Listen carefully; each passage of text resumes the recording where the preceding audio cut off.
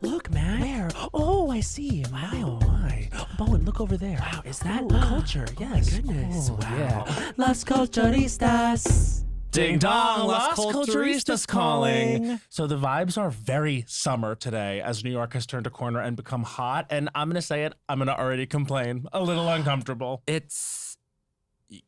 I think once the seal is broken, that is when you really get it out of your system. And I think you're gonna sort of like fold into it for the rest of the season. Yeah, I know. I've just had my first summer sweat. And I'm like, no. Because it's like you idealize New York so much. Because now I live in LA, as we all have heard me talk about. This LA-New York conversation is ongoing culturally. It's actually Roller Culture number 92. This LA-New York conversation is ongoing culturally. And what have you learned recently? What I've learned recently is that humidity still exists. I mean, it doesn't go away just because you feel like you idealize New York. And that's New York and not LA. And that's New York, baby.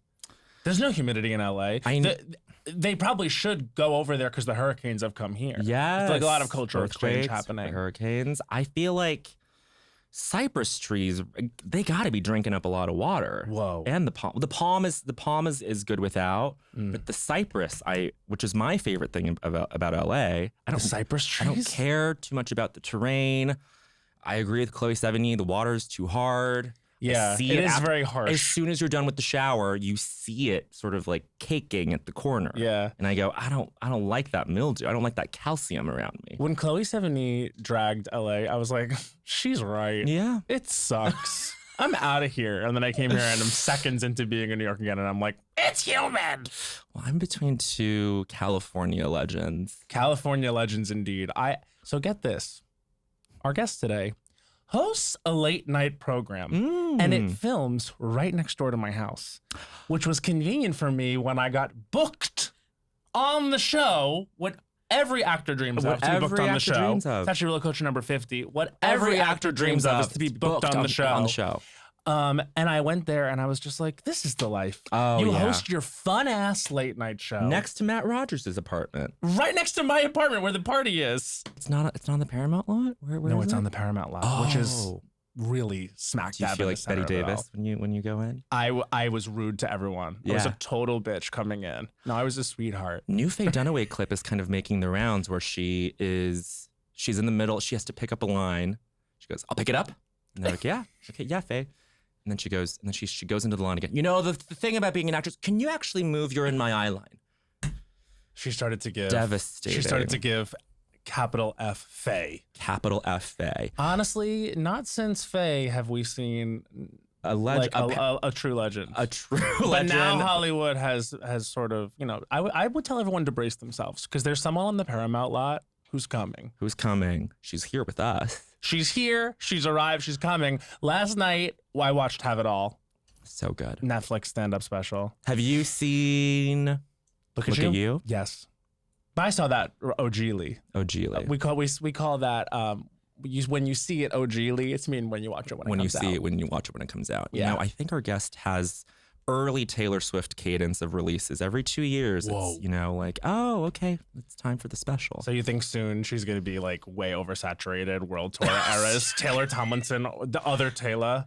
The other Taylor. Working title of EP. We'll definitely get better than that. We'll definitely get better. To have one already is great. This person would never tell anyone to get out of her eye line because she's really good on prompter. Really good on prompter. Oh, you've seen this firsthand. I have seen it in action. And when someone is good on prompter, your shoulders drop because you think I'm safe. You know what I'm saying? Yeah. That's a skill because guess who's not good on prompter? That's a lie, you idiot. Good on cue cards, not on prompter. Excuse me, what is the goddamn difference? Cue cards. Harder. No, cue cards can be in any situation. If you put a monitor with words on it, spatially, the footprint is such that it can't fit everywhere you want it to on a set, right? On the stage.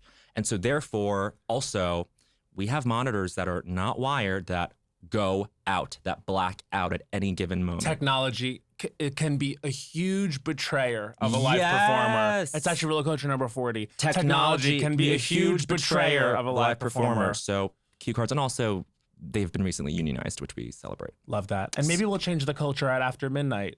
because maybe they'll bring cue cards in. Well, I think our guest is very comfortable in the prompter, so I don't want to like perturb and like. It's not about her comfort. It's about getting union men jobs. Okay. Yeah. Okay. Our IATSE strong. Our guest is one of the greats. She's and one of the I remember greats. I told her this when I did her show. Like when I saw her at JFL in 2019, she was one of Variety's new faces alongside Joel Kim and Jabuki, a bunch of our friends. Southern It was a Mama. memorable night. And Southern Mama. I was like, my surprise that she has leveled up in such a way and become this like comedian's comedian. I went to my coffee shop today and told the girl that worked there that she was on the show, and she collapsed. She watches her your stand-up specials like every night before bed. Like just one of the greats. Like my shock register is at 0 that she's so successful and just one of the best. I'm so happy she's here. So happy she's here. Everyone, welcome. Taylor Tomlinson. Hi. Oh my God, I have so much to say. That's Go. good on a podcast. First off, equally surprised you feel that way about cue cards. The fact that you can read handwriting better than. It's you know what I think they put our guys through a class Oh, okay. where it's like you got to make sure the A has a peak and you got to make sure Okay. the Q doesn't look too funky, like the letters have to be glyphic in that way. Yeah. And I hear you on the blacking out with the prompter, but like if the person holding the cue cards is going through something, like there's the same Risk. room for error, Yeah, I yeah. think, in a different way.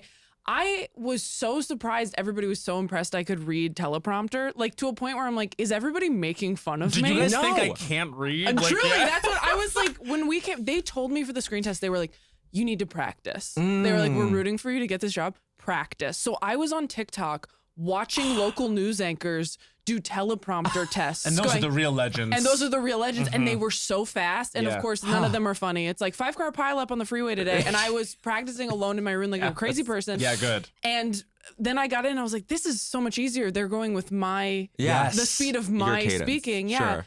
And truly, 3 months in, people are still like, you are so good on prompter. I'm like, I do stand up from memory, everyone. Yeah, I memorize my jokes, everyone. Right. Yes. But people are just more impressed when you're on television Yeah. than they are by live performance for Yeah, some reason. That's interesting, but don't you feel like it's the same lobe in your brain that like is good at like filing away like what you're gonna say next on stage without a prompter and what you say on set? I actually think no. I think they're different, which your show is so perfect because you get the props for both. You're like, I'm reading and I'm doing something live. I mean, sure. Good for you. It's very this coded. It is. It's very this But coded, for visual medium, I'm patting my head and rubbing my tummy. which you're doing so well with It's a not prompt. bad. I'm telling you right now. I'm not doing it badly. Could read a prompter. It's pretty good. I bet I could do a prompter while I do Yeah. it. Yeah, no hesitation. Went And right no into it. hesitation. No, 100%.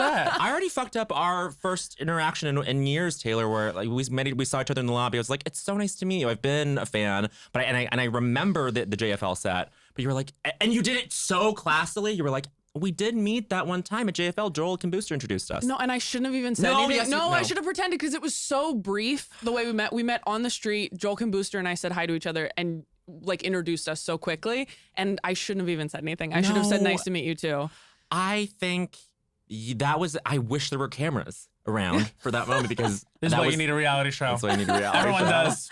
You and your siblings would make a great reality with your dad. Like it's just that would be a great we show. don't speak to our dad, but yeah, it was. But yes, the four of us are very funny and great. And sure. Well, that's Yeah. the premise. Get like- cameras on it. That's Wait, the there's premise. conflict there. Yes, Let's move exactly. in. There you go. Hold on, There you Zoom. But your dad's such great fodder for the show though. For your sets.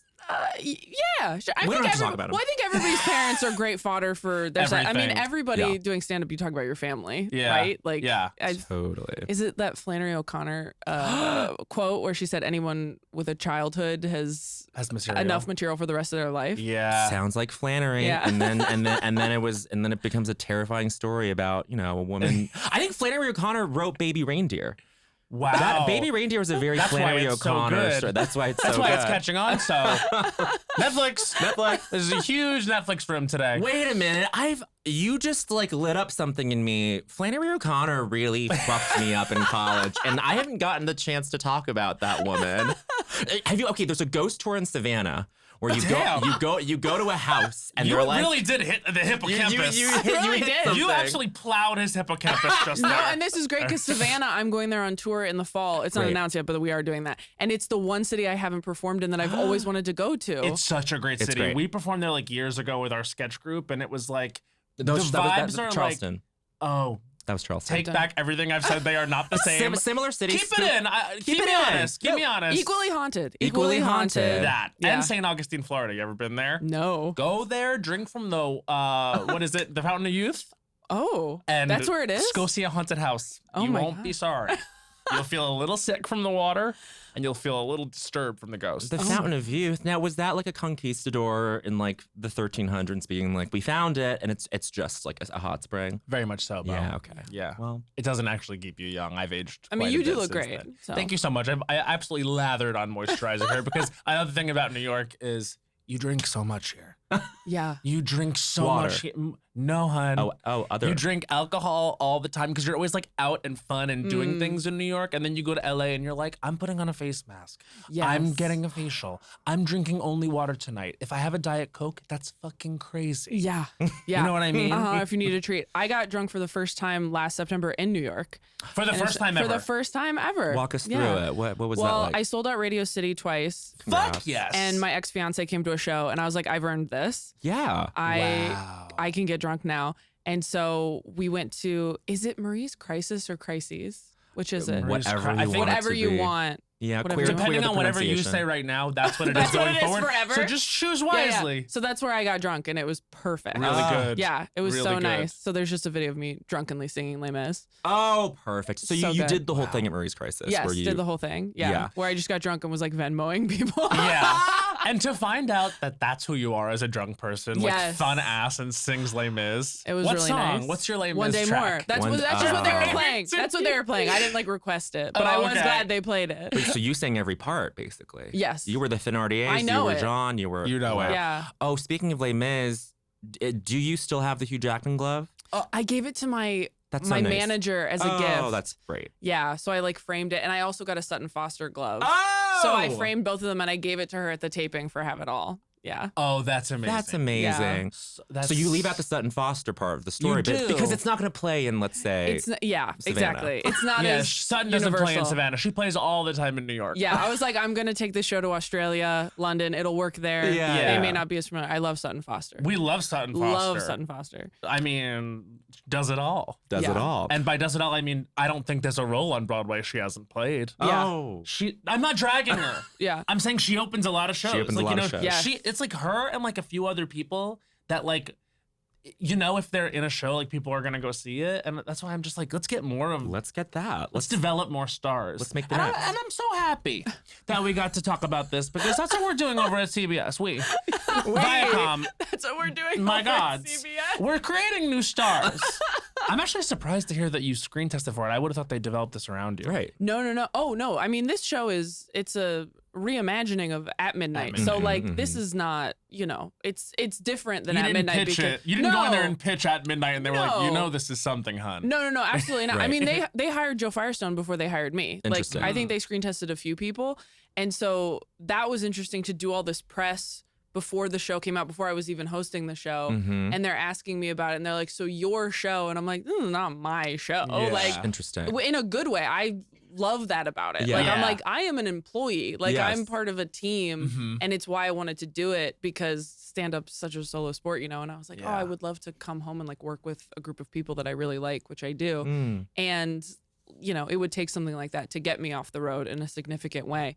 But yeah, I really, I was very uncomfortable doing press because I was having a hard time going like, yep, this is the Taylor Tomlinson hour. It's like, it's Totally. really not at all. It's, Right. I have a very specific job, which is like make 3 other people look good every night. Like, Mm. if I'm funny, it's like a bonus. Well, Yeah. it usually happens. I It would say. feels really good when you got to go do the show because like I when, would it love feels to. so great when you get there because the writers are all great. I mean, Yes. for people out there that don't know, Sam Taggart writes for the show. Joe Yes. Firestone is the head writer. This is it Michelle Davis? Yeah. she's amazing. We met because Yeah. we did Survivor. We did a Quarantine Survivor. version Yeah, of yeah, Survivor yeah. Thank together you, CBS. virtually. What?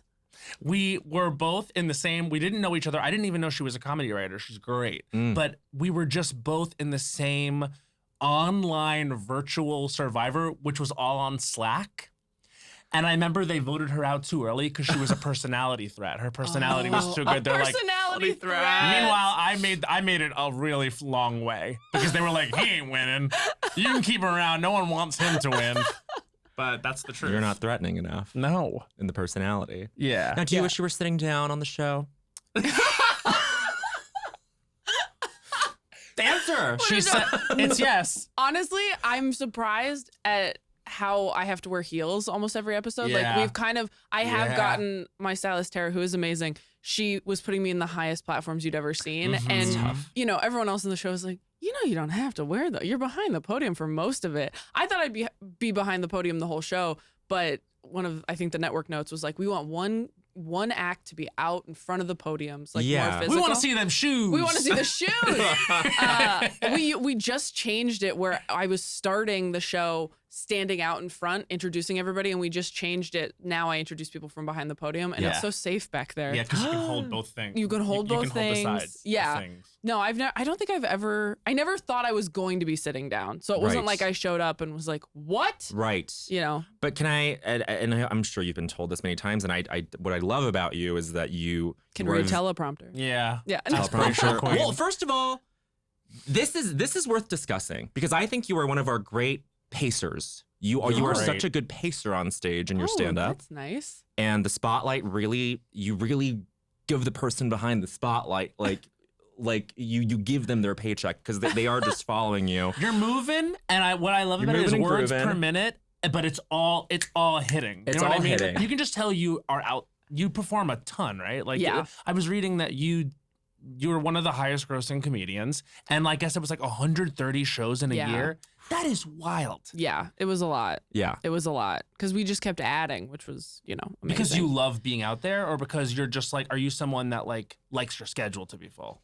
I think both. I think I like being out there, and there's once you start selling tickets, you just didn't sell tickets for so long that everyone's kind of going like, you better.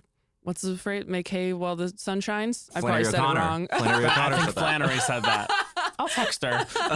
Me not knowing if she's dead or alive. Fully dead. Fully dead. I learned today. I don't know who that is. She wrote Great Gatsby, right? She wrote Great Gatsby. I love her in Great Gatsby. Love that Wrote herself into Great Gatsby, actually. Very Yeah, she was cool. like Stephanie Meyer in Twilight. She did a little cameo.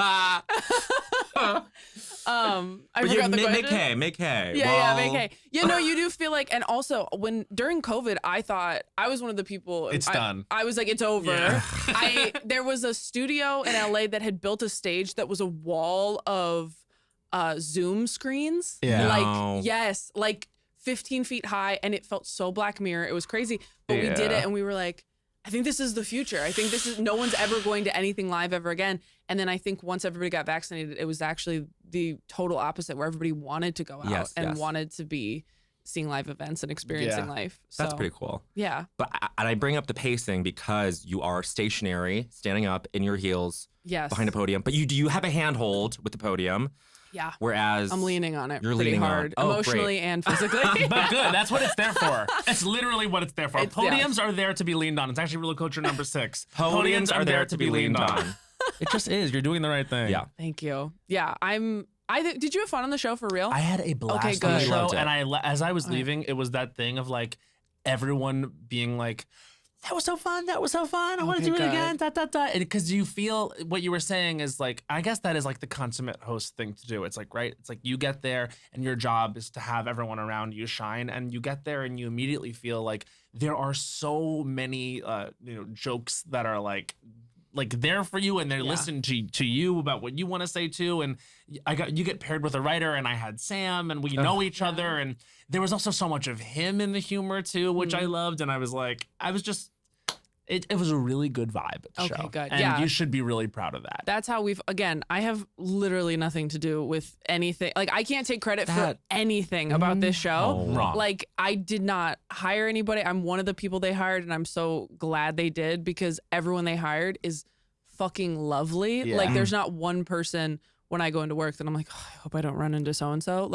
Everybody's so great. The writer's room is so talented. I mean, it is both harder and easier than I thought the job was going to be. But I mean, again, people being impressed I can read. I'm like, I usually have to write my own shit, guys. Right. Yeah. There's 9 people writing me great jokes every day. Yeah.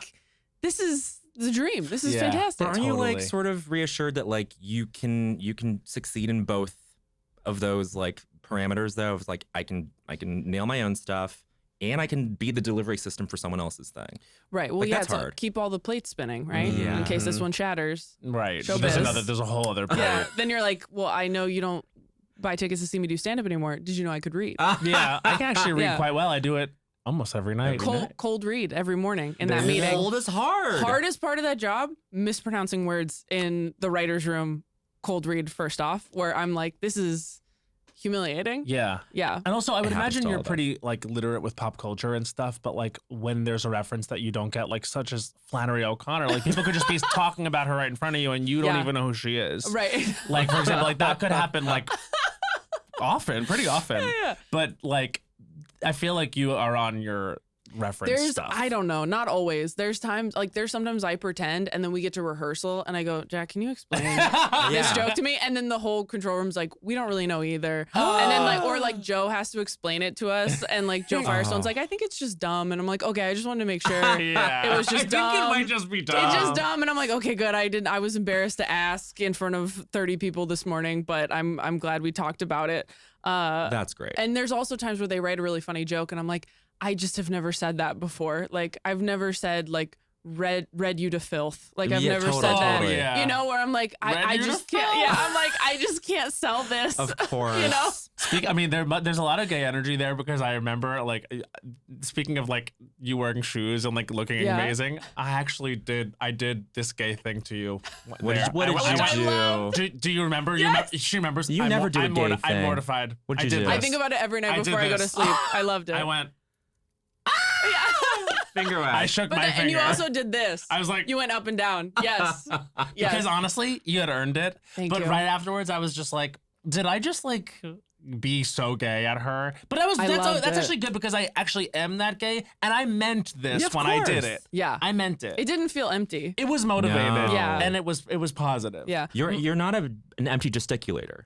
In fact, the girl today at the coffee shop who collapsed when I said that you were coming on the show literally goes, "Oh, I watch her show every night. Her suits." Oh, that's what she watches the show too. She watches the show and she watches your stand-up. Oh She's my a huge God. fan. That's beautiful. My favorite part of your episode is there was one point where I think James Davis buzzed in before you and you went, no! Yeah, that's really my energy though. Like I don't like it. I've done a lot of game shows, even though this one's like fake and Yeah. like you're playing. You've but been on whatever. both sides of that game show paradigm. I've done a lot in that space. Weirdly enough, not because I'm like passionate about the form. It just I say yes to shit. Yeah. So there was a moment we was on Celebrity Jeopardy where I screamed no when someone else got Amazing. a thing because it was like I think it was literally like a gay question for me, and I was like I felt it was like a Beyonce question. Yeah. And I was like I felt it was completely unfair. Yeah. That someone else should be able to answer. I was like no, this is my category. It was like.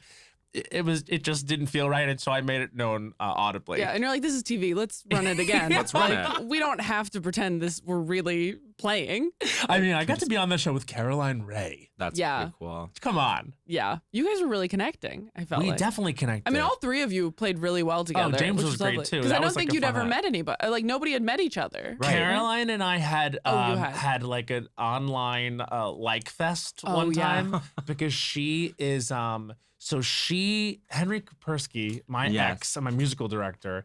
That's like his LA mom. So I know her a Oh. little bit. And she does give that energy, Yeah. but also just like one of the comics too, which Yeah. is fun. She was so good. And Yeah. Hilda. Yeah. And Hilda. Come on. Yeah. Were you a Sabrina fan? I couldn't. We religious household. Yeah, Religious yeah. household, Yeah. no witches. No witches. No Yeah. cable? I think we had cable, but it was like, I don't think we could watch like anything on Nickelodeon. Okay. Like they were like, cat is too mean to dog. Like it was like Angelica's too mean to the babies. Like Got it. it was, yeah. Cat is too mean to dog. Yeah. Angelica's behaviors were not in God's light. That's no, for sure. no, Right. no. But cat not a dog Christian. also demonic in a way. Oh yeah, no, it was unnatural. It was Totally. unnatural. It was Yeah. clearly that animal was from hell.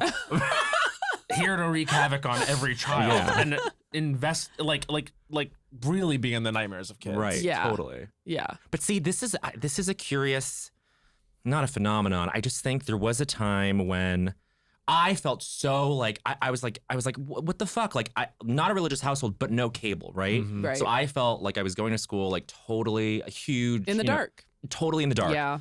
But there were like the very religious kids who still had access to it. And it made me so jealous of like, see, like this should be a thing that like is restricted to you, and yet you have it, and yet you are being a very like pious child by like not accessing it. Yeah. You know what I mean? Yeah. No, being sheltered as a kid is not a good situation. I think I watched Napoleon Dynamite through other kids quoting it. Yeah. But I think Napoleon Dynamite was actually kind of like youth group friendly too. I can't remember. In presentation, it was. I think because of the way he dressed. That's what and it was. the fact that he was so sexually non-threatening. Right. I think parents were like, this is fine. Yeah. His t-shirt's tucked in. Yeah, his t-shirt's tucked in. Yeah. Fine. He's clearly wearing clothes too warm for this heat that he's in. Like, we're okay. And I think there was a thing about John Hader being Mormon, I think, where I think there was a Mormon. a lot of Christians at my school were like, "Oh no, we love Napoleon. Like it's the one thing that we can watch." Yeah, and I was like happy for y'all.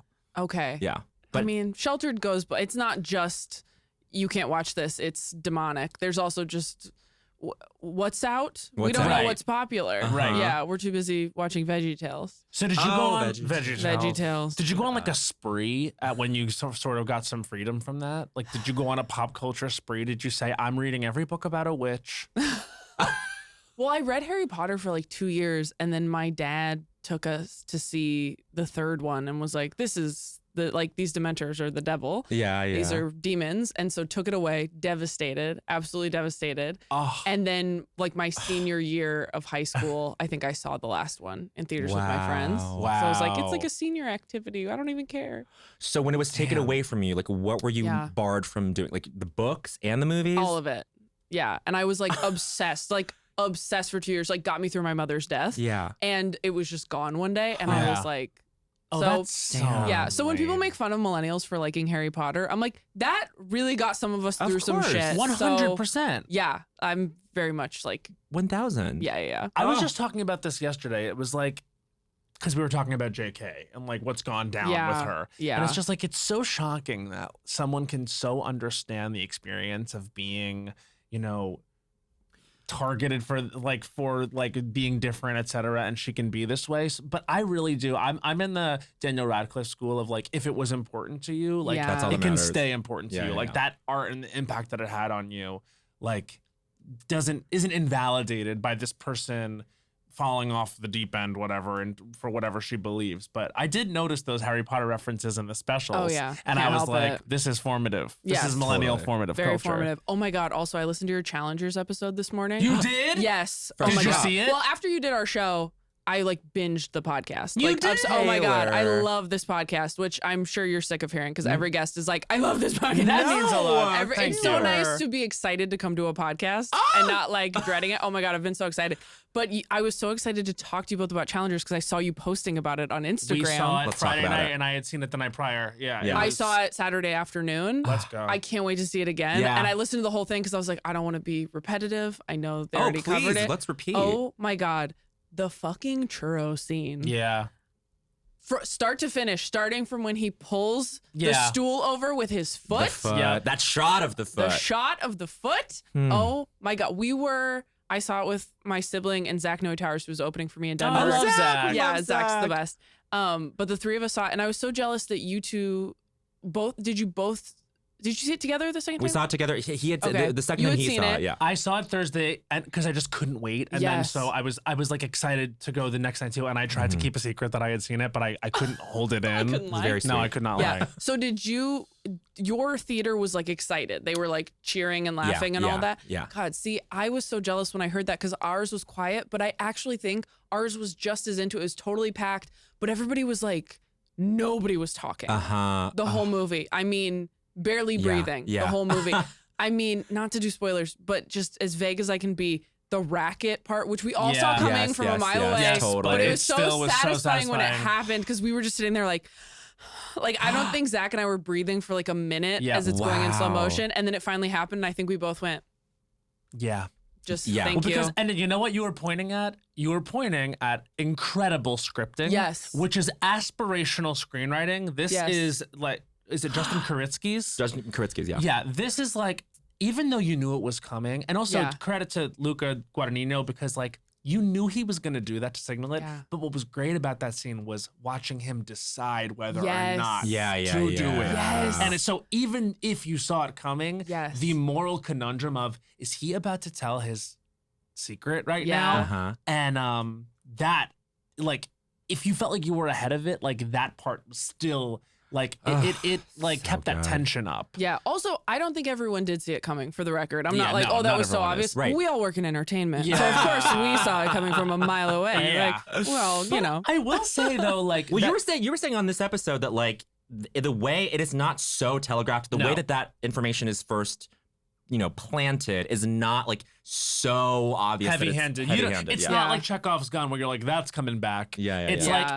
like he does it, and it's this fun moment in the movie. kinda You thrown get what away. it means, and then in the moment at the end when you realize it's coming, you're like, holy fuck, what is this Yeah. gonna push it to? Yeah. And then where it pushes it to is, I believe, signature, iconic, Truly.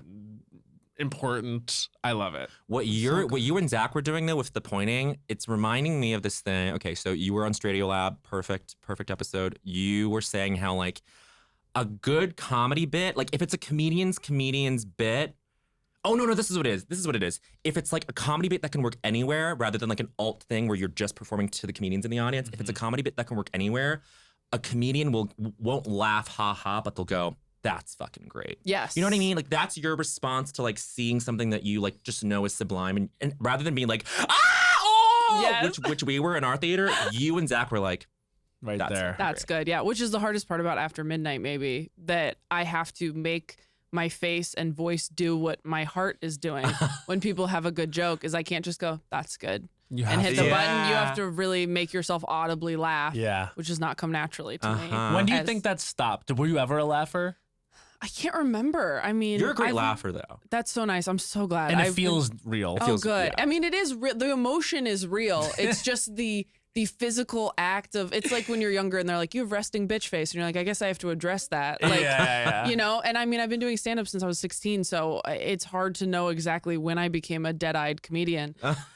Because I can't. Don't I'm like, think of was me I a that way. laugher at 15? I can't remember. So I don't really know. You know what's funny? Like, I was always a laugher, and then we were both laughers through college. Still a Like I remember that laugher. was like a thing. Like we would go to each other's shows, and they'd be like, they laugh so loud. Bowen's laughing at Matt's stuff. Matt's And they were like, it's not as funny as they're laughing, but we were Oh. genuinely were like we thought it was. Yeah. And then I don't know what happened, but maybe in like 20s, late 20s, like when comedy was the only thing, I did feel that stop. And I don't know what that is. It's come back, I think, as I've stopped yeah. doing explicit comedy as much and Uh-huh. now do more acting. But like, Yeah. it's been nice to feel like entertained again by stand up. Yeah. Because that is something when you're around it so much, is it does start to feel like it's less about acknowledging it like in a visceral laughing way and more about like being like, I'm giving them credit for that. Yes. You know? Yeah. Mm.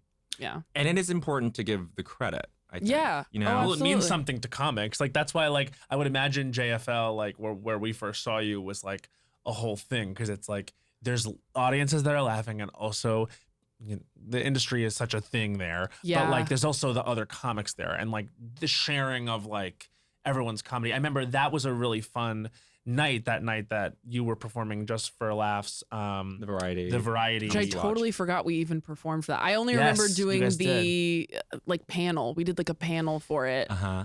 Truly R.I.P. Because I know there were some people in comedy who were kind of like Ding Dong the Witch is Dead when With Just for Laughs. when JFL kind of stopped. Yeah. Growing up in Montreal, it was the thing that like got me. Mhm. You know, Yeah. like it would be a thing where you would like go into town in the summer and like there would just be like free performances outside, and like little kid me like sees a mime do a fucking Quebecois ass thing, and I'm like, Yeah. I love this. Like, what is this about? And it is kind of sad that it is this institution, and like we like whatever, we mourn it to an extent, but like it is kind of like it's one less outlet for like comedians coming up now, which is like kind of a bummer. Yeah. Yeah. Not to bring this down, but Well, no. And it is weird when things sort of cycle out and something else becomes the thing. Like I remember when I got the 15 minutes on Netflix, Mm. I think that same year they offered me the half hour on Comedy Central, which was all I ever wanted. Yeah. But then by that point, it like wasn't the smartest idea uh-huh. to do that, because people couldn't find it or watch it because they weren't putting it online. Right. So like things shift and the thing that was your dream as a kid goes away. Like I feel so bad for people who wanted to be on Conan and like just missed it. Like, oh my God, it sucks. Cause I thankfully got to do it a couple times and that was like the dream for years because that's what I watched growing up. Conan You were ahead like me. You were a Conan head. This is a thing. Okay, so starting at 16, I think you and I have hit the mark where it's the majority of our lives now has been us trying to like aspire to comedy. Yeah. So Have you been doing this podcast for 8 years? We're on 8, That's crazy. It's crazy. Mm-hmm. It's insane. We're over 400 episodes now. And it feels so weird. That's like it's now been a part of our nuts. life for a while. And like that was like years into us doing comedy too. So what you're saying is true. It's like half our life we've been trying to do this. So like, do you anticipate any feeling about when you hit that mark? So I guess whatever, not to like do the math, but like once you're at that point, does it mean anything to you that you're like, I've been doing this. This is occupied most of my life. Oh yeah. I mean, I think I don't remember if I say it explicitly and have it all. I think I might say like I've been doing this for half my life. Yeah. Yeah, because I turned 30 right before I filmed that. And yeah, that's almost So you half my started life. at 16. Yeah. So what does that look like? Like you go, because I would imagine, like you said, you grew up with a sheltered I upbringing. started where in you churches. You started in churches. Yeah. Okay, so it's like what is a not- church? What is a do a set?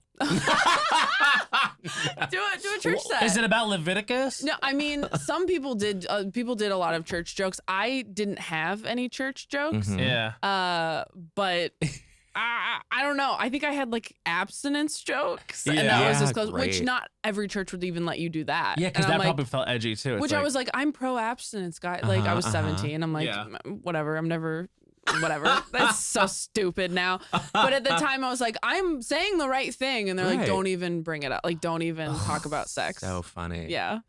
But like, I had the thing where totally different from stand up though, where it was like we were doing improv in high school and we would go downtown on Mondays Yeah. to the Bowen Metropolis Theater in Denver, Colorado, and it would be like 15-year-olds performing with like 32-year-old like drunkards. Wild. And it was like, but it was totally normal to us. We were just Yeah. like, this is what we want to do. And like, Yeah. but those shows we would say like it was to get our suck out. It was it was Yes. for us to bomb Yeah. and bomb and bomb and bomb and bomb and be comfortable with bombing. yeah. I'm sure it's not the same with you, but but like, No, it is. really? Absolutely. Yeah. No, you suck for so long. Yeah. At stand up, you suck for so And that had to be terrible to suck in a church. Honestly, I think churches are a weirdly Safe place. Sorry, it took me a minute. Terrible to suck in a church. I Terrible didn't to even suck mean in a it that church. way. They hate it when you suck in a church. But people are. I actually think if you were clean, they were actually too supportive. Like where I'm performing for like hundreds, if not thousands of people for 15 minutes when I'd been on stage less than 30 times Yeah. and making a couple $100. Like that's insane. Right. Like, Yeah. talk about a safe, supportive space. And then by the time I was going up in clubs when I was 18 in San Diego, people were like, how'd you get so polished on stage? And I'm like, I got too much stage time too early just because I was clean. And Yeah. it's such a small scene, if you could even call it that. Totally. Circuit, Totally. I would say. And so when you're that age, like, and you're starting to do stand up, like, but you've had the upbringing that you had, like, who are the icons? Like, who do you look up to? like who- Brian Regan. Okay. You Oh. can listen to. There's a Sirius XM clean comedy station. And that was the great. one that Yeah. was spinning. Yeah. Yeah. It was like, that's like Brian Regan and Jim Gaffigan. And then they're like, Yeah. hey, these Mitch Hedberg actually okay. Like, Mitch was okay. yeah, he was on Oh, the clean yeah, station a okay. lot. Yeah. I mean, not every single one. He did swear sometimes. Sure, but, sure, sure. there were certain ones. You could. Were there not a lot of female stand-ups then at the time you Kathleen were? Madigan. Kathleen Madigan was Madigan. because a lot of them- so good. Do you feel like at that time, like a lot of female stand-ups were sort of like erring on the side of like edgier because Yeah. they felt like they wanted to like, I guess maybe they felt like they had something to prove or literally did because they just weren't like, they weren't giving them the time and the space. Yeah. So that probably made them something that was outside of your viewing habits because Yes. they were not appropriate. Yeah, no, it was like Kathleen and Ellen is like Right. who you could listen to Mhm. Yeah. comfortably with your parents in the car. Sure. Yeah. And I don't know. I get annoyed with when people go like, isn't it just such a boys club? And you're like, shut up. Like, No. no, like not anymore. Yeah, not yeah. with It the hasn't been for internet. years. It hasn't been for years. But 15 years isn't that long ago. No. Or even 10 years ago Right. that was such a thing. Like I remember Bridesmaids came out my senior year of high school, and it was like, Whoa. talk about formative. Yeah, it was like insane. They were Yeah. like, there's so many funny women in one movie, and I they let know. them make this, and it's so wild. And again, that's not really that long ago. No. But now we're like, oh, we have Girls Trip, we have Joyride. Like we have so many of those examples now. Yeah. That we're, it's easy to forget that Totally. wasn't long ago. While we're in this zone, we Yeah. should ask the central question of the podcast. Taylor Tomlinson, what is the culture that made you say culture is for me? Okay, I thought about this a lot. A lot of things I could say. I think the culture that made me say culture was for me was Baz Luhrmann's Romeo and Juliet Good for you. Oh. in 9th grade. Good for you. Thank you. When we That's all good. when we ripe all culture. Thank you so much. When we were all like, do I understand Shakespeare? Yeah. Like you're 14, you're like, I get it. And then you could watch Clueless and be like, this is also Shakespeare. Yeah. You guys know, which Yeah, it's yeah, not. It's yes. Jane Austen. But you it were felt it was like the same Shakespeare. Yeah, pathway. you're like, I totally get when Timeless it's in the same yeah, way. you're like, it's a book. And Yeah. everyone's like, oh, okay. Like you just felt like you were so, They you say know. anon in both. Yeah, exactly. It just, because my sibling and I actually, we watched some of it last night because I was like, I got to remember this movie. And I think it holds up. Oh, yeah. I think it's so good. It holds up at the very least as a shampoo commercial. Absolutely. It holds up as a shampoo commercial. He is giving you Garnier Fructis. Also, My water went down. fish tank commercial. Honestly. Yes. Yeah. Oh, the Yes. fish tank culture. Thank you. Bring Yes. back the fish tank. Such a 70s, 80s thing. Yeah. That like really died maybe with that movie, unfortunately. I can't think of another one. I can't think of another fish tank. No. You know what Except- I mean?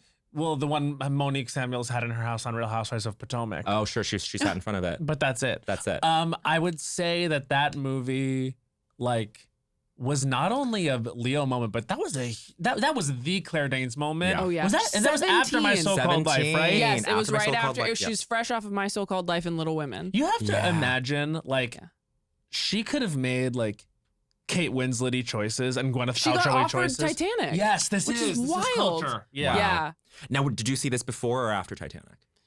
Oh. 'Cause I think no, I I s- saw Titanic first. Yes. Okay. So, Yes. so we had the same order of this. Leo where Fever. Leo Fever, and then you go back and watch Romeo and Juliet, and it is just, God bless Jack Dawson, but there's something about Leo playing Romeo that is the actual awakening. Yeah. Do you know what I mean? Well, he's wearing a suit. And he's wearing a suit. He's wearing armor. He's wearing like Yes. yeah, you know what I mean? Yes. Like, He's got there's- one outfit in Titanic. Right. You know. Yeah, I mean, he's got the one outfit, and then he cleans up, and you're like, Yeah. see Oh, yeah, he Romeo does and wear a Juliet. suit. Oh, you're Well, right, he does. But it's Kathy Bates not- puts him in the suit, but it's yes, like, again, for a second, and they slick his hair back, and it actually is not as good. It doesn't work. you know what? Yeah. I Yeah. understand it for people. It's not Yeah. for me. I want him rough around the edges. Yeah. I When he wa- goes I- downstairs and Yeah. he takes off the jacket, then 100%. you're- yeah. He had that insane side bang too that everyone tried to do. Yes, Like that the moment. swoop. The swoop. Yes. The swoop. Oh. Yeah.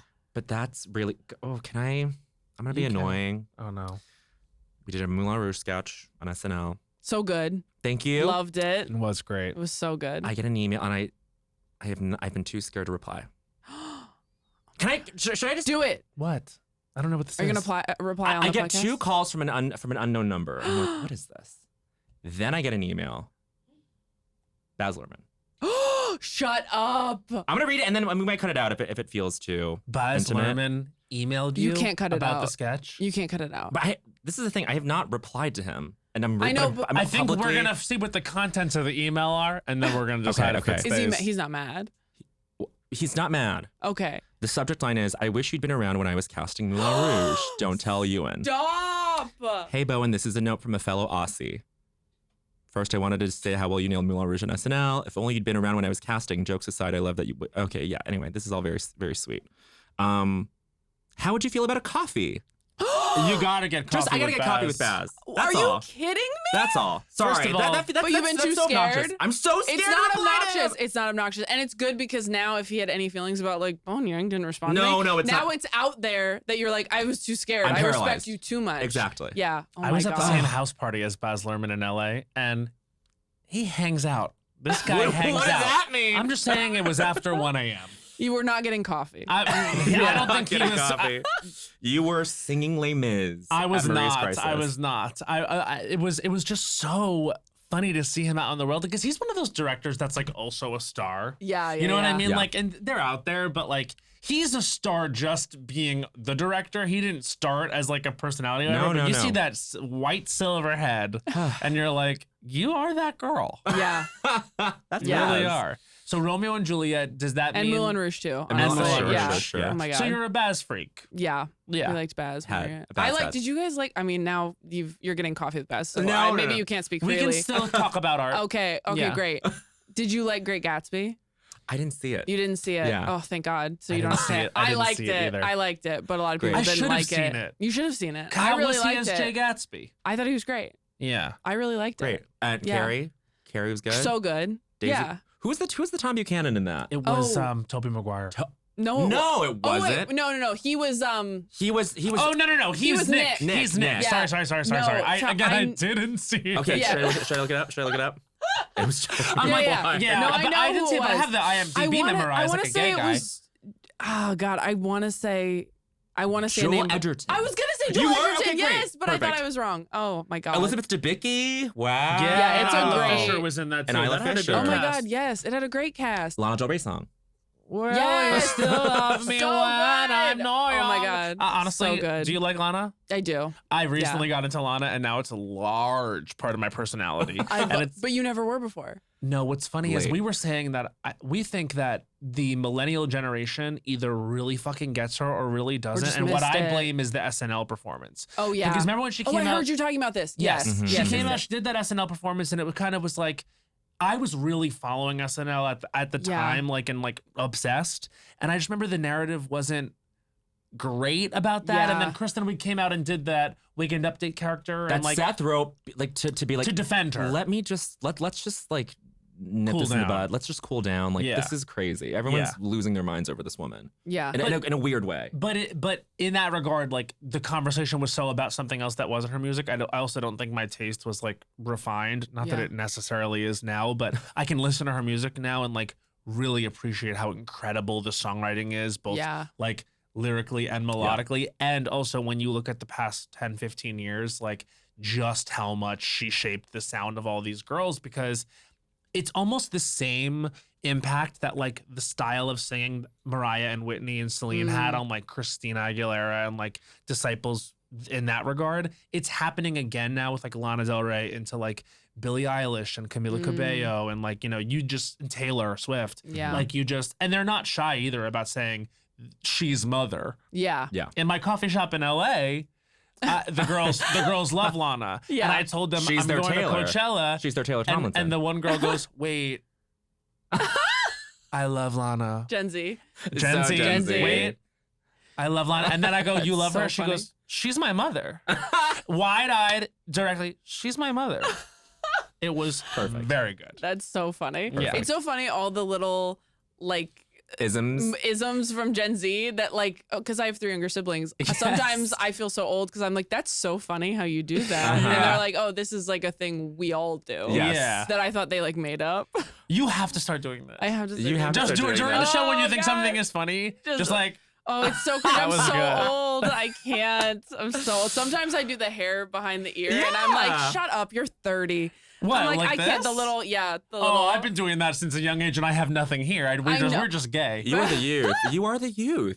We're sitting You here. are the youth. We're 2 wizened gay men in their mid 30s, and we're so telling wild. you are a young child. You said you turned 30, and I had a rush of jealousy. Really? No, not really. Yeah, I'm like, I I feel actually like think once We're as all you, the same age. once you hit 30 and We're like all you- the same We're all age. the same age. Yeah. A, and also it kind of gets better.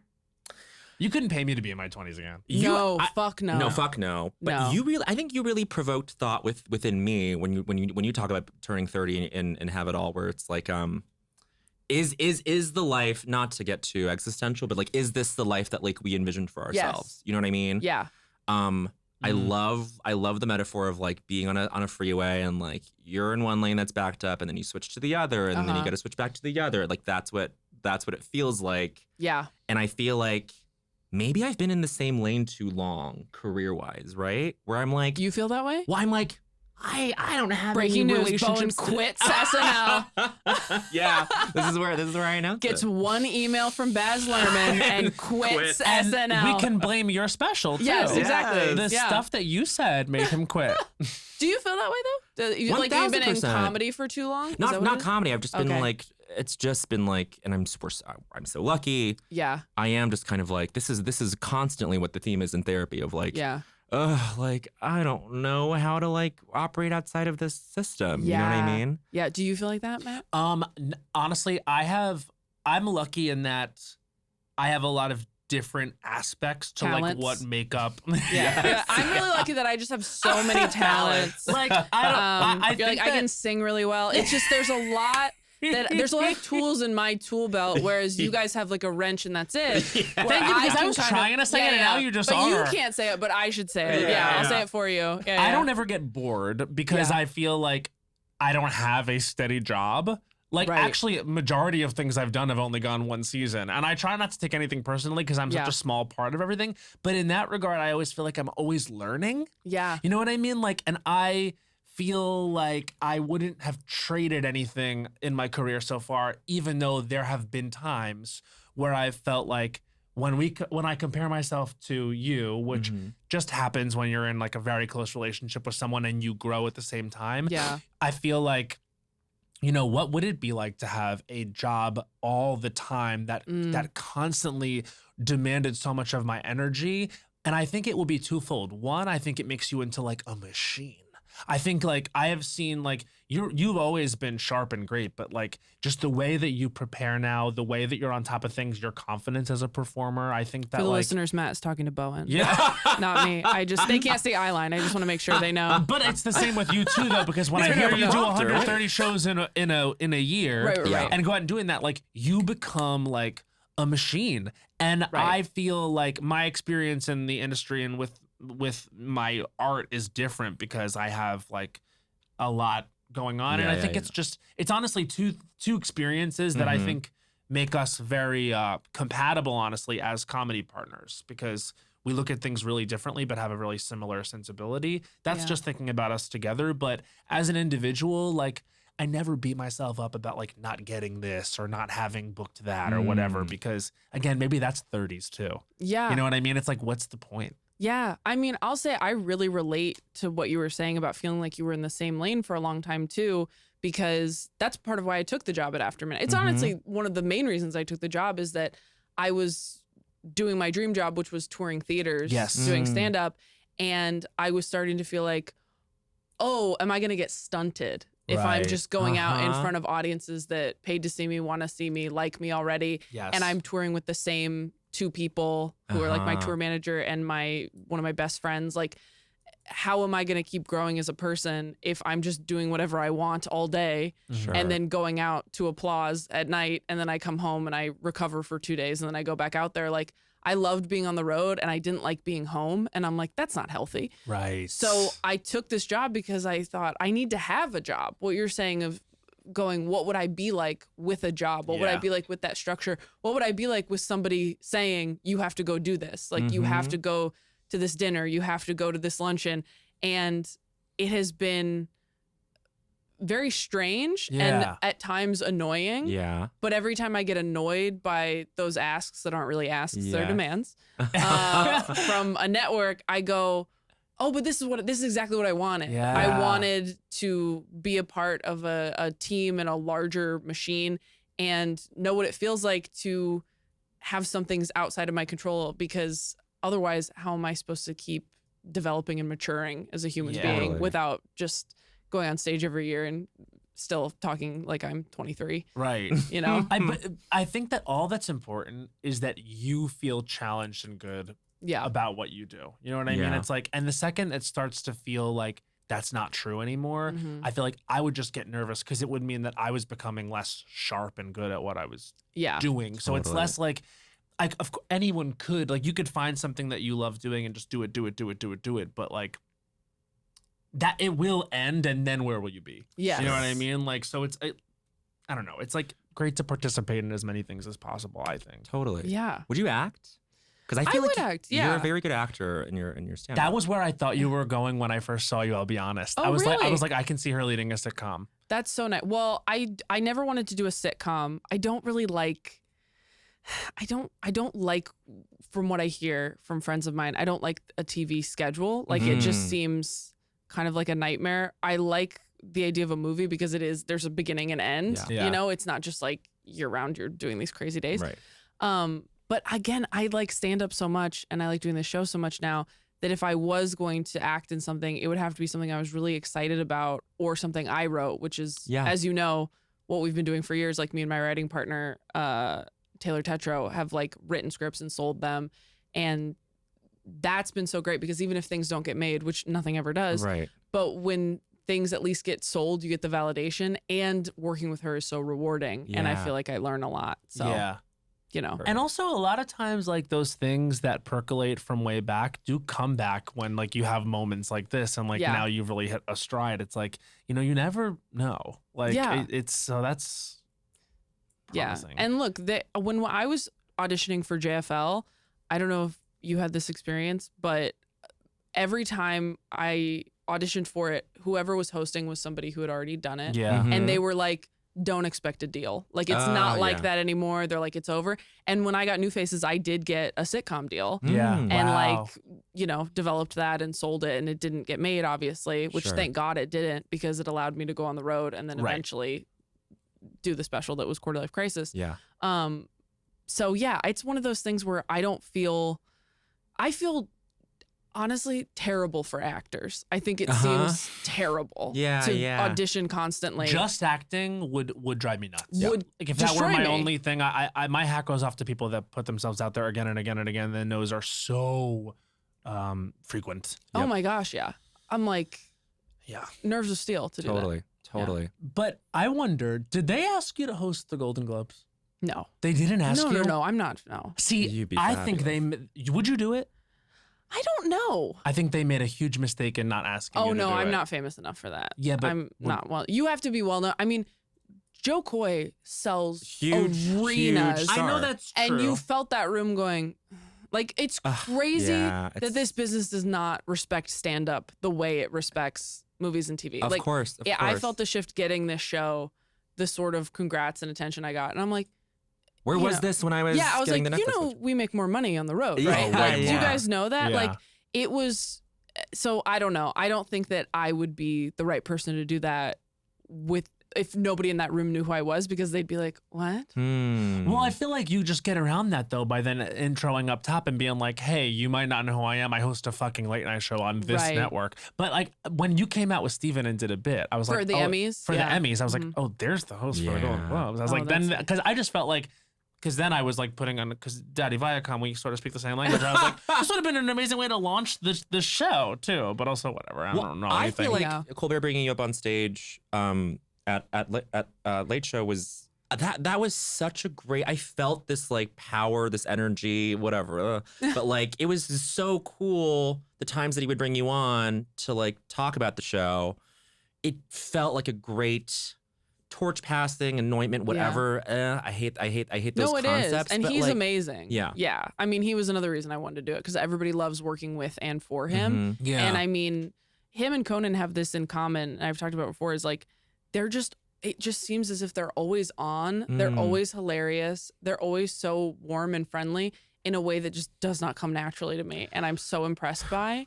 I mean, yeah. You like touched your heart, like that hit you? Do you feel that way? I feel that way all the About time where I'm yourself? like, oh, I'm not the version of myself that like these people, whatever, like any given person would think I am. And I don't feel like you talk about your social anxiety a lot. I feel like you are just kind of like honestly who you are. And it is just like a different sort of like analog of like your stage persona. In a way which that's is not so good for show business. You should be better than what I am all the time. Like, do you feel like you're good at being famous? No.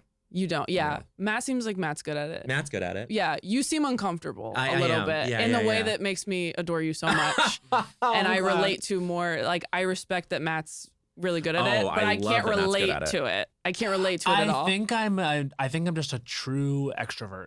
Yeah. I think I'm just a true extrovert, and I enjoy the part, which is like talking about the work, and I like entertaining in that way. Yeah. But I've noticed that about myself too, and sometimes I'm like, you're so annoying, Matt. No. Like, because like we'll get requests together, and Bowen will be like, I'd like to sit down that day, and I'm like, I don't want to sit down. I'd love to sit I down. want to run around in a circle. I want to drink soda. Yeah. I think it is like a thing that forms you as I don't know where to trace it back from, but I've always had a lot of fucking energy, and sometimes I feel like I give too much of it up, and then later I'm really tired. Yeah. And I don't notice I'm doing it until later. And I think, this doesn't have to be you don't have to be in the entertainment industry to understand this. Like sometimes it's like you just give a lot socially and professionally to the point where later you're like, wait, where am I? Right. Like, it gets a little confusing sometimes because like I'm dating a lot more now.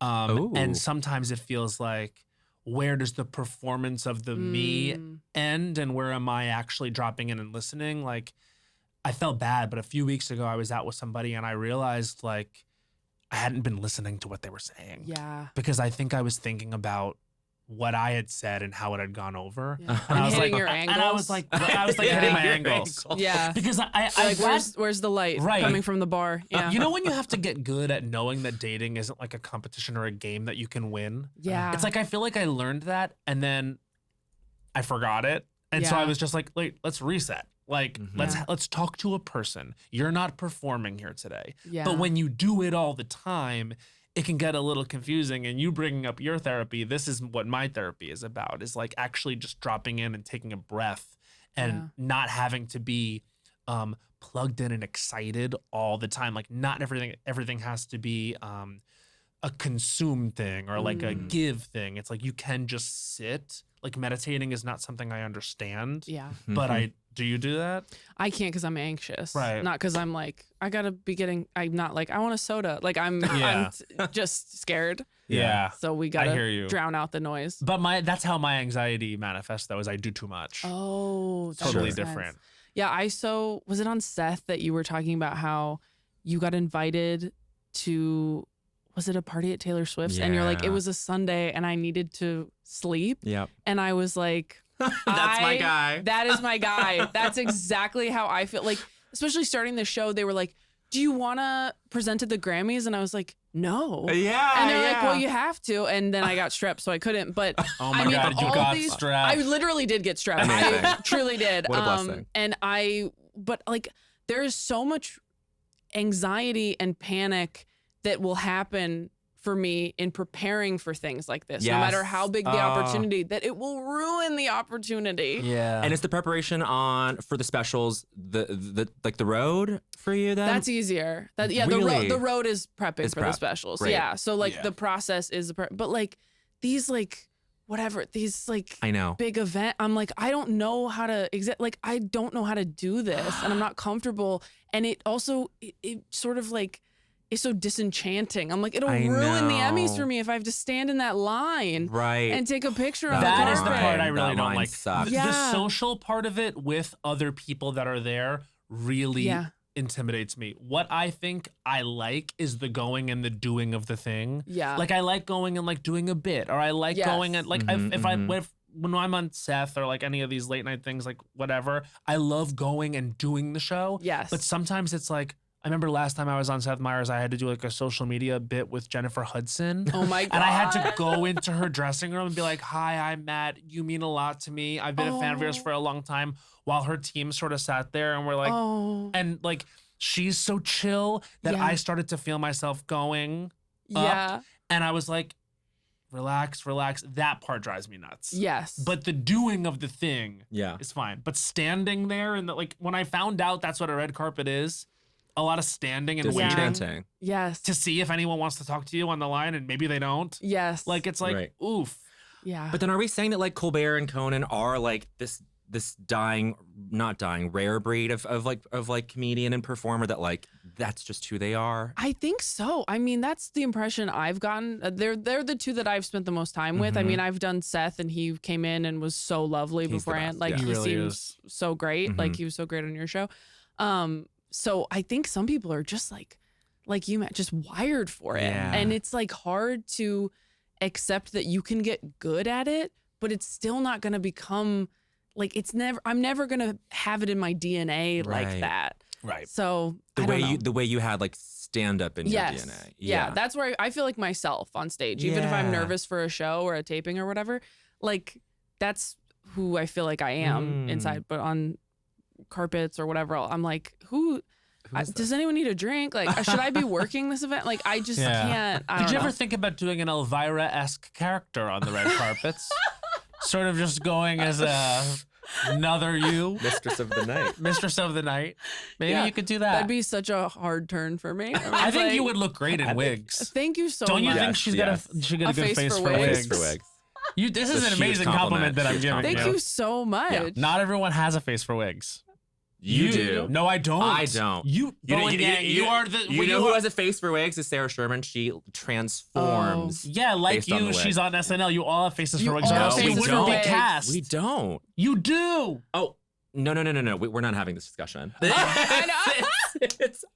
I look the same, and I have so many beautiful discussions with the departments where I'm like, I think this character should not have glasses because then it looks too much like me. Like it's like it comes down I to thought this you thing. became that iceberg. I really did. thank I was like, you. who is that?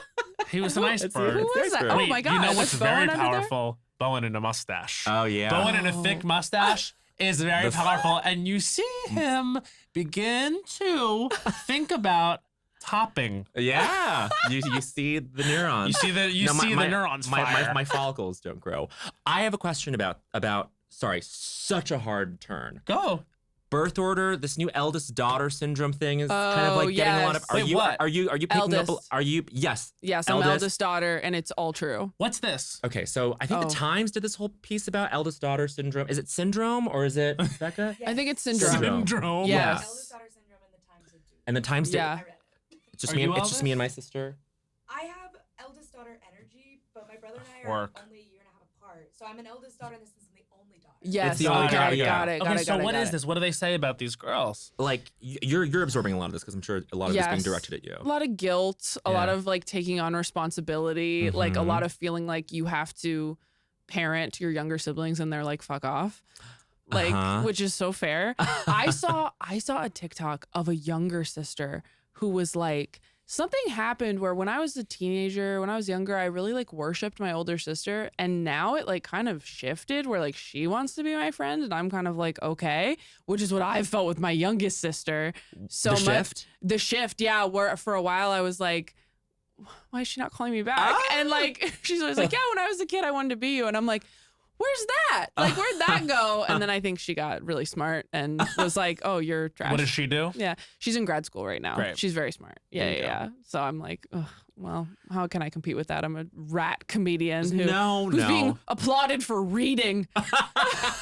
You read great though. Thank you so I mean, like much. you're in the top 1% readers. Like you Thank you. professionally read that shit. Thank you so much. I mean, I like we would get pulled into things. Remember like Seriously TV, RIP. But like I would go in for Seriously TV stuff sometimes, and it was a lot of it was reading off like you would like you would literally write your own thing and send Yeah. it to them, and your own words would be on prompter, and I would still fuck up. it's so Yeah. unfair that is like something that you kind of have to be good at to do that stuff, because some people are the funniest people in the world and they're just not quick readers. Right. You know what I mean? Or they're just not like people who can like correct like on the fly like that. Like Yeah. I would imagine that you see that all the time at like table Yeah, reads yeah, for SNL, like certain actors coming in and you like it's not for everyone like to Yeah. be able to do that, and like not only to do it correctly but also to do it in a compelling and funny way Yeah. is It's tough. Well, and I mean, again, on becoming disenchanted with the whole entertainment industry, as you get older, I think, at least this was how it was for me when I was younger, you're kind of like, I'm going to be a legend and I'm going to work really hard and I'm going to sleep on the floor in the airport at 5 a.m. and I'm going to grind and do it. Yeah. And then as you get older, you're like, there's so many talented people. Right. And I can think of 15 who deserve what I have more than I do No, or just as Taylor. much. And so you can't like that feeling when you're younger where you're like destined for more or you feel special. It just like goes away, I think, or it has for me, where Yeah. I'm just always like, which is maybe good because it's replaced by gratitude. But Sure. I'm Yeah, like, humility, gratitude, all Yeah, those things but that should be there. so many stars have to align for a person to be successful in this very unfair business. Yes. Like you have to be so many different things. Like you have to be funny and smart and warm to people. I mean, not always, but if you have to have a bunch of things going for you and luck. Yeah, Of course. And also the leadership quality, which comes when your name is on the title. And I know you're saying like, oh, it has nothing to do with me. It has nothing to do with you, but it does because like, you know, that is your name and that is your, you know, you are the engine like of the show. And so like, it is really great. I'm super excited that it's like doing as well as it is. Like I was saying, like not only is it doing well, but also like your fans are very engaged online. Like They're you have nice, girls yeah. collapsing in coffee shops. Like, The dream. I mean, The this is dream. the dream. And so like, I don't know. I'm just like, give yourself all the credit in the world and keep shooting for the fucking stars. you so No one much. deserves it as much as you. You know what? You're right. I single-handedly am responsible for any and all success of the show, and anything wrong with it isn't my fault. There you go. Forever. Exactly. You heard it here first. But honestly, I do hope you hold on to some like 1-inch tall version of like that younger person in you that was like, I'm gonna be a legend or I will be one. Like what you've done is really remarkable, I think. And I think like humility, gratitude, great, but also like there's something about that little guy that I think is helpful. And you need to tap into it.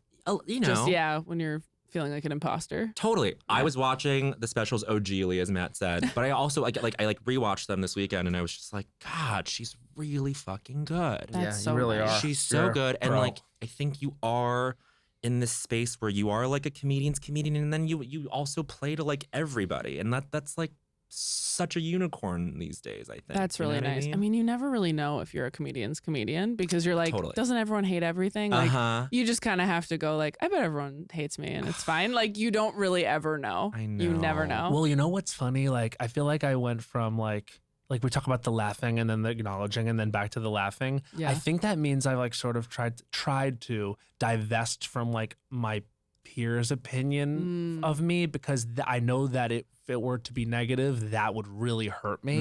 And I think that that's something like, you know, maybe that's another element of like growing up a little bit is it's just like, I'm not going to put myself in a position to be hurt like that. And if like someone like you guys like didn't think I was worth my salt, that would really hurt. Meanwhile, like I can go out there and like the audience might not get something and I'm like, all right, we're gonna, you know, like I'm gonna roll with you now. But if it were other comedians, I think that would hurt. Because Yeah. we know we've been in those environments where it's like we were all like fucking going for something like JFL. We were Yeah. all Yeah. like, you know, poor together. We were all getting paid in 2 drinks or 2 Diet Cokes because you didn't drink Yeah. till last week, I think. But you know, it's just like, so now it's just like, I do what I do because it makes me happy and it makes people happy. And it would drive me fucking nuts if it didn't make people I respected. Yes. Which is why you have to pick like 3 people you respect And talk to at all. and talk to it all. And those are the people you care about, and everyone else you're like, yeah. But I also like, I don't know, when people don't like me, I'm like, I get it. Like Yeah. I could argue that side. Yeah. Totally. All Absolutely. their complaints are actually my complaints Yes. too. Like, Yeah. Annoying, talks too much, not that smart. Yeah. Has an underbite. Right. I was gonna say. That's me. I'm putting Yeah. myself. It's time for I Don't Think So, Honey. Yes. Oh my So gosh. this is really the segment where we hang our hat here at the podcast. I mean, this is it. I mean, this is what's made us really timeless, like Shakespeare and Baz. This is 1 minute to rant against something in culture that's getting to us, and I have Yeah, something something, as of okay. last night. Matt Rogers is.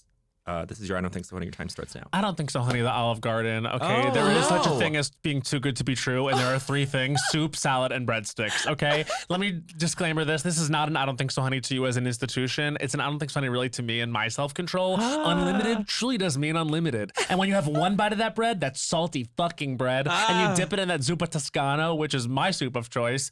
Not to disrespect any of the other soups, I would definitely try Tuscan boy. dip it in some minestrone. But I cannot stop myself. This salad 30 is seconds. one of the world's greatest salads. And then I No. have to say something. You're already jacked up full of soup. SSB, and then you got your tour of Italy, okay? Because you're like, why not? I'm not gonna be full seconds into the meal. I don't feel good today. 15 seconds. And it's because, not because of Olive Garden, because of me, because of my choices. Does it feel like a little bit of a betrayal that they would do this to me after I had my 19th and seconds. 20th birthdays? Both 2 years in a row at the Times Square Olive Garden where I went last night? Yes, it does. Will I keep coming back? Yes, I do think so, honey. And that's 1 minute.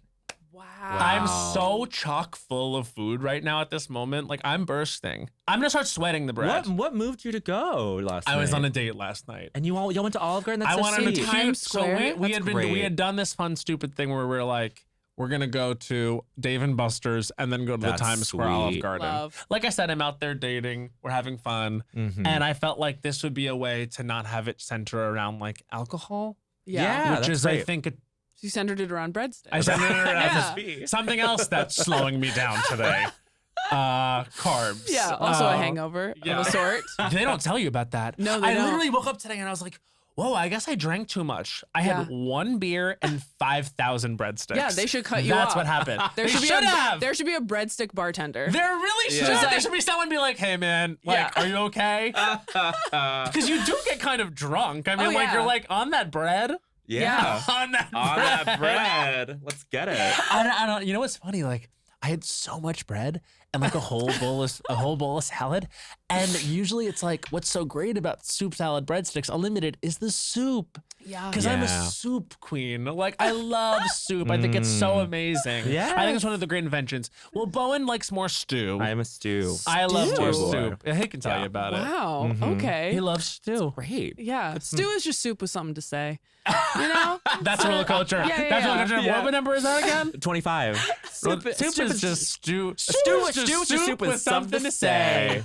That's amazing. Wow. Oh, yeah. I mean, That's also really your merch good. should say soup queen on it. I mean, And we're it looking- already and it does. already I'm changing does. it. I'm changing it. We had what was the came up with good merch the other day? Don't talk to me, I'm vulnerable or something. Oh, yeah. I Oh. don't remember that. That's great. We're I coming would- up with good merch all the time, Yeah. and we never print it. Yeah. We I never would go- wear "Don't Talk to Me, I'm Vulnerable" so fast. That's you. You So would- fast. You'd wear it well. My younger sibling made me a sweatshirt once that I think was something. Maybe it was something they said. Maybe it was something I said that said, like, I'm great but unavailable. Wow. Yeah. I'm great, but yeah, that's Yeah. good because Oh my it tips for God. later, but also says what's Yes. stay away. Totally. Yes. Oh, I So love it. Beautiful. Bowen Yang, you ready for it? I don't think so, honey. I'm ready. Okay, this is Bowen Yang, and he is gonna do his I don't think so, honey. Starting now. I don't think so, honey. New York Times' 36 questions to fall in love. Guess what? They don't work. Okay? I've fallen out of love with individuals because they went through the whole fucking charade of like looking into my eyes, reading off these questions. One of them is, if you had the choice to be 90 years old and have either the mind or body of a 30-year-old, which one would it be? I don't care how you answer that. I'm not gonna like the answer. No. That's a weird fucking question, a New York trap. Times. Hey, 30 how seconds. about Gray Lady? Gray Lady? How about you try to Yeah. put strands on the Games app? How about you get the editor of Connections to make some fucking sense for once? How about you make Spelling Bee not have a Q in it on a Monday? It's really 15 fucking my shit up. seconds. New York Times, I could begin to list off the gripes I have, but let's start with the 36 questions to fall in love because 5 you are seconds. ruining a lot of potentially mid dates and making them intolerable. And that is 1 Wow. minute. Do you- That do you is know- do you guys know about SNL's these Bowen questions? Yang I know coming about up these to the questions. paper of record. I will say that question that you talked about, that's the easiest question to answer. Of Body. course, body. Yeah. Who? What? But The he doesn't mind? like. But he doesn't like it that you said that. Oh yeah. no, of it's course. not that. I just you- know it's not the. No, You I, hate He that wouldn't I, have- you he hate wouldn't that I have liked it either way. participated. He Yeah. wouldn't have liked it either way. Yeah, you hate that I bought into it at all. I've fallen out of love with you, Taylor. Yeah, but can I tell you something? It's about starting conversations. Yeah? Yes. It's not about being definitive. It's about starting conversations. Like, you ever played this or that? Yeah. Yes. Oh, and it's a conversation starter. Yeah. And really, that's just a this or that. That's just a this. It's or just that. in the paper of note. Right. Yeah. Well, one of them is like, sum up your whole life story in 4 minutes. You're like, this is so Get outta sweaty. town. This is Yeah. so like, okay, like it is someone being like, let me be fucking charming towards you. And you're Yeah. like, stop. Okay, but can I just say, those questions are not for people with podcasts. No. You know what I mean? Like those are for regular people. You're right. And the fact that you're even trying to pass judgment on it is not okay. Like my God. Those questions are for people who are not interesting on their own and they need a template for dates. Oh my God. Yeah, I don't She's want to so come right. from You're so fucked up, Bowen. Yeah, I'm just look, you probably have questions that you want to ask everybody because you're an interesting, talented person. Birth order, eldest daughter. Eldest daughter? That's what I'm saying. You're These made are- of this stuff. Yeah, but people that's why I can't watch dating reality shows. Right. I'm like, I don't want to watch regular people Struggle. get to know each other with another fucking Regular. barrier, like a literal barrier. yeah, I watch Love Love is is Blind.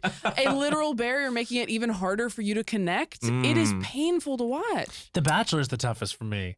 Oh, Because yeah. it's like Yeah. people who socialize at a certain level. Yeah. Like And stay in the morass. it's just kind of like, but I want to think it's funny, but I really ultimately just think it's boring. Yeah. Mm. Yeah. I can't pretend to be like when two people are like, you want kids? I want kids. Yeah, Right. exactly. Wow, It's they're meant gonna to make a be- lot of sense. Yeah, they're like, we both want two. That's crazy. Yeah, And then yeah. everyone's fighting over the same guy because they want two kids. Like it just, I can't. Meanwhile, it all boils down to I saw this person and was the horniest for them. Yes. Yeah. They are the one who wins because guess what? Nothing really changes in 2 months. You're still in a manic period. Yes, Right. Like it's true. You and it really is just like Mania the show. Yes. It's like we're gonna put people in an insane situation with a camera in their face and ask them to perform constantly. Yes. And it's just like, yeah, of course nothing works. Get them drunk, take their phone. It's and the abuse. alcohol. It's Yeah, I mean abuse. it's It's literally a manic episode, like, and no one knows that because we're watching it like weeks apart. But like these people are cooped up for like 2.5 months, only talking to each other, and then guess what? The friends they make one day are just gone. Yes. Like Eric Yes. goes to talk to Rachel, he doesn't come back. Yeah. And we've been hanging out for 2.5 months. Also, you're lying to your family. Where are you? Like Oh, when they come yeah, out and they're like, yeah. I'm engaged, and they're like, you said you were doing like a sleep study. Like, what do they tell their loved ones? What if something happens? They're like, hey, is this Mrs. Eric? Yeah, Eric fell off a boat in Copenhagen.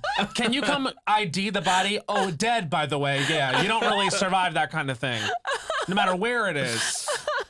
Well, does Ted know about this? That you're not a Love Is Blind fan? We're telling Ted. No. I am. We're That's the telling only Ted. one I've watched. That's the only one I've watched. We're kidding, Is what we're I'm kidding, we're saying. Yeah. telling No, I had a I lot with know. Love Is Blind too. Where I I was know. like, Like, don't tell Ted. don't tell Ted. I had a lot with Love Is Blind as I've talked about on this podcast. I'm like, Yeah. I can't stick with it. I can't watch any dating show. I cannot watch. That's the only Cringe one Factor? I could. Yeah. Did you watch like the social dilemma reality shows, like The Circle and stuff? Or like, No, I don't watch those. I did watch The Ultimatum, which was insane. Yeah. The Ultimatum was crazy. Yeah. all the way through. Yeah. So Yeah. I've seen the one season of The Ultimatum, and I've seen, I think, 2 seasons of Love Is Blind. You gave it a I fair gave shot. it a fair shot. Yeah. You did it. I did it. I mean, seeing 2 seasons of anything, I can say I watched something if I watch 4 episodes of it. Oh yeah. Then I consider myself a fan and an authority. Yeah. And I come on here and I say, here's the definitive word on this thing I've seen an eighth of. Yeah. People listen. And people listen, and then If something's popular enough, do you watch 4 episodes of it just to be a part of the conversation? Yeah, 4 seems reasonable. unless watching it's going to be a miserable experience for me. Unless the Right. genre, I don't do scary and I don't do like graphic. Okay. I'm good with anything. I When think. people come on SNL and host, do you feel like you have to watch their stuff? Not as much anymore because now I'm gonna peel back the curtain. Lauren doesn't like when they promote the thing too much. Oh, interesting. So it's like Oh. there might not be a sketch about their project, right. which I think Unless is it's cultural fine. zeitgeist. Unless it's zeitgeist and like, oh sure, Gosling can do it. I'm just Ken's not. You think you're going to shoot your shot on a Challenger sketch this week? Oh sure, something with the score. Something with the God. score. Score Wow, was that's so your If we can pull. good. clear it, I don't know how you're gonna make that funny because the score was perfect. it's but, perfect. Yeah. I know. I mean, We'll Why am I see. thinking? I'm thinking of a sketch. Okay, oh, it's I can't Monday. say what it is because Bowen says if I ever pitch him a sketch, they can't use it. Oh, and I really? actually, Well, I legally, could, I it's- could it's- sue it's- them. it's a legal thing. I could sue. oh. Yeah. And you do If I seem feel like like the he type. listens too hard. Oh yeah, I'm Yeah. very litigious. Speaking of being on the edge, it's your turn to Oh do. my I don't god, I'm think so honey. scared. Okay. Don't be. Don't be. All right. Ugh. This is Taylor Tomlinson's I Don't Think So, Honey. Her time starts now. I don't think so, honey. People who skip the museum gift shop. Oh. Huge I'm missed sorry. opportunity. You go to one one museum, and on the way out, you're like, oh, what? I forgot that was here. I start with the museum Yeah. gift shop. Yeah. How else are you supposed to know what to pay attention to once you're in the museum, okay? I don't want to look like a fucking idiot 100%. standing in front of an unimportant piece of art No. for too long. I'm getting teary-eyed in front of a painting of a field going, oh my God, what's this one called? Landscape by who the fuck? Yeah. No, what made the magnets? What made the postcards? Yep. What can I take home with me? Yep. You think it's cringy to buy something from a museum gift No. shop? You think you're better than a Starry Night umbrella? You're fucking are not. you? I want to remember the 15 time I seconds. saw the Scream in person and Yes. was like, wow, I'm doing something. Yes. I'm fucking cultured. Yes. I want to bring it home with me. I want to put it on my refrigerator, Yep. bare minimum, 5 use it as a seconds. bookmark in a book I started and didn't finish. Right. I don't think so, honey. You are not better than the museum gift shop. And that is 1 minute.